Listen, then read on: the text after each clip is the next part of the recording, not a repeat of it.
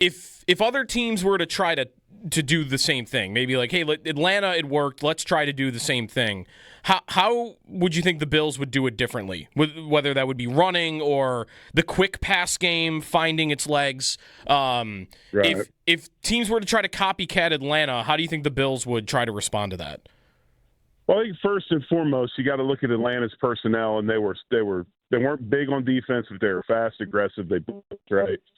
So the first thing is, if a team's going to attack you with a ton of blitzing, you've got to run gap scheme runs.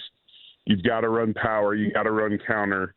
You got to control the gaps. And blitzes beat up wide zone and things like that because when you're running zone, you're relying on movement and things, and there's uncertainty. When you run gap schemes, it's downhill. You have duo. You got double teams, and you can control it.